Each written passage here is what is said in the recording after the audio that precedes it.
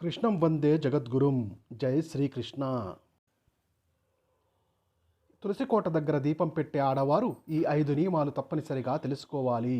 ఈ వీడియో చూసే ముందు లైక్ చేసి జై శ్రీకృష్ణ అని కమెంట్ చేయండి. ధర్మశాస్త్ర ప్రకారం ప్రతి ఒక్కరి గుమ్మం ముందు తప్పనిసరిగా తులసి మొక్క ఉండాల్సిందే. తులసి మొక్కలో ముక్కోటి దేవతలు కొలవై ఉంటారు.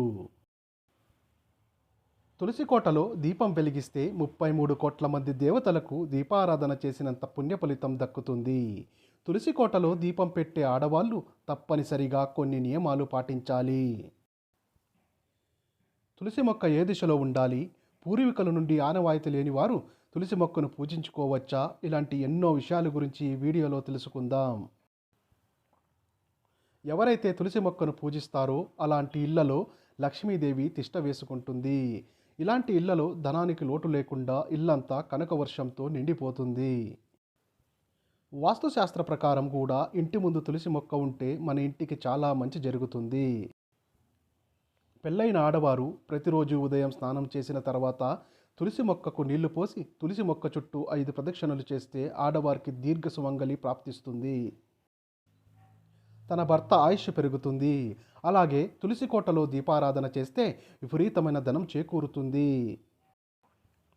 తులసి కోటలో ప్రతిరోజు దీపం వెలిగించలేని వారు లక్ష్మీదేవికి ప్రీతికరమైన ప్రతి శుక్రవారం నాడు తులసి కోటలో దీపం వెలిగిస్తే మీ కుటుంబమంతా ఆయురారోగ్యాలతో అష్టైశ్వర్యాలతో జీవిస్తారు. తులసి కోటలో దీపం వెలిగించేవారు తప్పనిసరిగా కొన్ని నియమాలను పాటించాలి. ఎప్పుడు పడితే అప్పుడు తులసి కోటలో దీపం వెలిగించకూడదు, లేదంటే లక్ష్మీదేవికి కోపం వస్తుంది. ఇంట్లో ఆర్థిక సమస్యలు తలెత్తుతాయి. ప్రతిరోజు ఉదయం స్నానం చేసిన తర్వాత సూర్యుడు రాకముందే తులసి కోటలో దీపం పెట్టాలి. అలాగే సాయంత్రం దీపారాధన చేసేవారు సూర్యుడు అస్తమించిన తర్వాత తులసి కోటలో దీపం వెలిగించాలి. తులసి కోటలో దీపం వెలిగించేవారు ఆవు నెయ్యితో దీపారాధన చేస్తే చాలా మంచిది. ఆవు నెయ్యితో దీపం వెలిగిస్తే శ్రీ లక్ష్మీదేవి అనుగ్రహాన్ని త్వరగా పొందవచ్చు. కుటుంబంలో ఎలాంటి సమస్యలు ఏర్పడకుండా లక్ష్మీదేవి మన ఇంటిని రక్షిస్తుంది. మనలో చాలామంది తెల్లవారుజామున తులసి కోటలో దీపారాధన చేస్తారు. అయితే ఉదయం వెలిగించే దీపాల కన్నా సాయంత్రం సమయంలో దీపం వెలిగిస్తే రెట్టింపు పుణ్య ఫలితం లభిస్తుంది. కాబట్టి సాయంత్రం సమయంలో ఎవరైతే తులసి కోటలో దీపాన్ని వెలిగిస్తారో అలాంటి కుటుంబాలు జీవితంలో ఎన్నడూ చూడని ఐశ్వర్యాన్ని చూస్తారు. ఎంతో అదృష్టం ఉంటే కానీ తులసి కోటలో దీపారాధన చేయలేము. తులసి కోటలో ఒక చిన్న దీపం వెలిగిస్తే ఆర్థిక సమస్యలన్నీ వెంటనే తొలగిపోతాయి. అలాగే సమస్త పాపాలన్నీ తొలగిపోయి మోక్షం లభిస్తుంది. మరణానంతరం స్వర్గానికి చేరుకుంటారట. కాబట్టి ఒక మనిషి మరణించిన తర్వాత కూడా నోట్లో తులసి ఆకులను పెడతారు. మన హిందూ పురాణాల ప్రకారం తులసి కోటలో పిండి దీపం వెలిగిస్తే కోటి జన్మల పుణ్య ఫలితం లభిస్తుంది. బియ్య పిండిలో కొన్ని పాలు పోసి ఒక చిన్న పిండి దీపాన్ని తయారు చేసి తులసి కోటలో పిండి దీపం వెలిగిస్తే లక్ష్మీదేవి ఎంతో సంతోషించి మీ ఇంటిపై కనక వర్షాన్ని కురిపిస్తుంది. మన హిందూ ధర్మశాస్త్రాల ప్రకారం ప్రతి ఆదివారం రోజున శ్రీ మహావిష్ణువు కోసం తులసీమాత ఉపవాసం ఉంటుంది. కాబట్టి ఆదివారం రోజున మాత్రం తులసిని పూజించకూడదు. తులసి ముందు దీపారాధన చేయకూడదు. తులసి దళాలను కోయకూడదు. కనీసం తులసి చెట్టును ముట్టుకోకూడదు. ఆదివారం తులసికి నీరు పోసిన, తులసి కోటలో దీపారాధన చేసిన తులసీమాత తన ఉపవాసాన్ని విరమించుకుంటుంది. కాబట్టి తెలిసి తెలియక కూడా ఇలాంటి తప్పులను మనం చేయకూడదు. అయితే తులసి కోటలో దీపం వెలిగించేటప్పుడు తులసి ముందు కొన్ని అక్షింతలు పోసి ఆ అక్షింతలపై దీపం వెలిగిస్తే లక్ష్మీదేవి అనుగ్రహాన్ని త్వరగా పొందవచ్చు.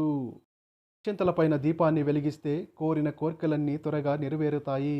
అలాగే నరదిష్టి సమస్యతో బాధపడేవారు 7 తులసి ఆకులను తీసుకుని దిష్టి తగిలిన వ్యక్తికి దిష్టి తీయండి. భయంకరమైన దిష్టి సమస్యలన్నీ తొలగిపోతాయి. అలాగే భయంకరమైన పీడకలలు వస్తుంటే రాత్రి నిద్రపోయే ముందు తల కింద తులసి ఆకులు పెట్టుకోండి. ప్రశాంతమైన నిద్ర పడుతుంది. అదేవిధంగా ప్రతి ఒక్కరూ తప్పనిసరిగా తులసి కోటలో ఒక చిన్న రాయిని పెట్టుకోవాలి.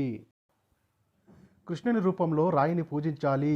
అదేవిధంగా ఒక చిన్న శివలింగాన్ని కూడా తులసి కోటలో ఏర్పాటు చేసుకోవచ్చు. తులసి కోటలో ఇతర మొక్కలను పెంచుకోకూడదు. ఒక తులసి మొక్క మాత్రమే తులసి కోటలో ఉండాలి. ఇక తులసి మొక్కకు వచ్చే విత్తనాలు ఎప్పటికప్పుడు కత్తిరించేయాలి. తులసి మొక్కకు ఎక్కువ విత్తనాలు ఉండకూడదు. ఒకవేళ ఉంటే మాత్రం ఆ ఇంటి ఇల్లాలికి తలనొప్పి సమస్యలు ఏర్పడతాయి. ఇక వాస్తుశాస్త్రం ప్రకారం తూర్పు దిశలో కానీ, ఉత్తర దిశలో కానీ, ఈశాన్యంలో కానీ తులసి మొక్కను పెట్టుకోవాలి. విశేషంగా ప్రతి శనివారం నాడు వెంకటేశ్వర స్వామికి తులసి దళాలతో పూజ చేస్తే ఇక మీ జన్మ ధన్యమైపోయినట్టే.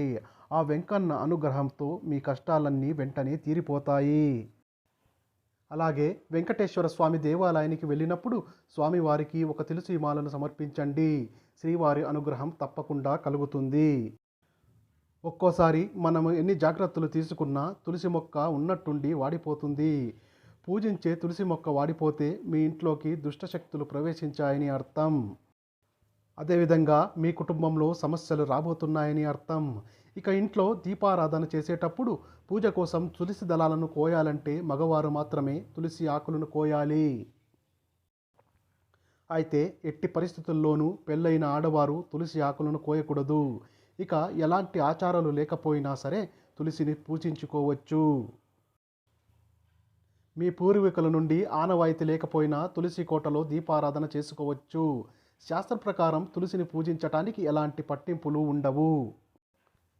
ఇక సైన్స్ ప్రకారం చూసుకుంటే ప్రతిరోజు తులసి కోటలో దీపారాధన చేస్తే ఆ దీపం నుండి వచ్చే వేడి తులసి మొక్కకు తగులుతుంది. ఆ వేడికి తులసి మొక్క నుండి కొన్ని ఆయుర్వేద సుగుణాలు బయటకు విడుదలవుతాయి. ఆ గాలిని మనం పీల్చుకుంటే మంచి ఆరోగ్యం లభిస్తుంది. ఈ విధంగా తులసి మొక్కను క్రమం తప్పకుండా పూజిస్తే మీ ఇంట్లో లక్ష్మీదేవి స్థిరంగా నివాసం ఉంటుంది. ఈ వీడియో మీకు నచ్చితే లైక్ చేయండి, షేర్ చేయండి, సబ్స్క్రైబ్ చేసుకోండి. Thank you for watching. Survey జన సుఖినో భవంతు.